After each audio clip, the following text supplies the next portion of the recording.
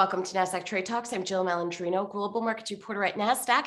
National Financial Literacy Month is celebrated in April, which is a great opportunity for us to check and promote our financial situation and skills.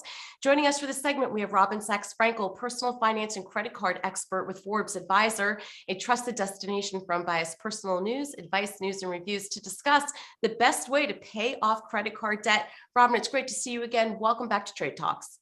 Thanks for having me again. You got it. And how much do Americans owe in credit card debt? Well, according to the most recent data from the Federal Reserve, the total outstanding revolving consumer debt, which is what we consider credit cards to be, at February 2022, it was $1,016 billion. Although that's not as low as what we saw at the start of 2021, it's still lower than pre-pandemic levels. So at the end of 2019, for example, that figure was $1,092 billion. What's the difference between a debt snowball and debt avalanche methods? Sure. So these are both two tried and true methods that people like to employ to pay off their credit card debt. And with the debt snowball method, it has you paying off the card with the smallest balance first. Then you move on to the next card with the smallest amount and so on. The idea being that it's like a rolling snowball. And some find that this gives them the psychological boost they need to stick to their debt repayment plan.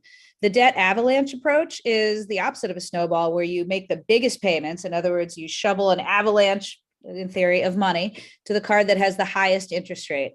And this method may take you longer, but you'll get out of debt paying less interest than the debt snowball method. Is there a perfect method to paying off debt? You know, there's no one perfect method that can apply for every person. Everybody's financial circumstances and finances are different, but any efforts to pay off high interest credit card debt is a smart move. The one that'll work better for you will be the one that you find the most motivating. If you want the psychological boost that comes with the snowball method, that's the best method for you. If you want the avalanche method to just pay off your debt via the least expensive route, then that's going to be the better one for you. What happens if you're drowning in high interest rates? If you don't feel that you can make any headway because your interest payments on your debt are just swallowing up any progress that you're making, you may want to consider a debt consolidation loan. There's two ways that people generally go about debt consolidations loans. One is taking out a personal loan, and personal loans are often at a lower interest rate than that of credit cards. So if you can find a personal loan that has a lower rate of interest, then you can save a little money that way and pay it off faster. The other option is taking advantage of a 0% APR offer, like with a balance transfer credit card. The only thing to keep in mind with that method is that the 0% APR doesn't last forever. Those deals always have an expiration, typically 6 months to nearly 2 years, at which your regular interest rate will apply when that's over. And Robin, what if you can only make minimum payments? So only making minimum payments, if that's the best you can do, that's certainly better than skipping a payment. Skipping a payment, of course, will have a lot of negative effects, including penalty fees, and it can affect your credit score. But if you only make the minimum payments each month and every month, you're going to continue to rack up interest charges, and eventually your debt is going to become a lot more expensive and unmanageable. For example, if you have a $10,000 balance on a credit card that is an 18% APR, if your minimum payment is $250 a month, it'll take you over 28 years to pay off that debt, and you'll also accrue an additional $14,423 in interest charges.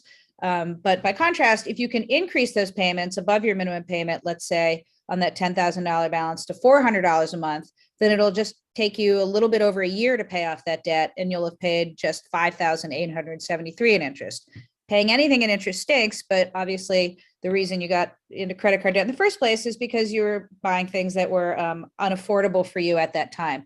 So the bottom line is just making minimum payments is only going to make your debt more expensive.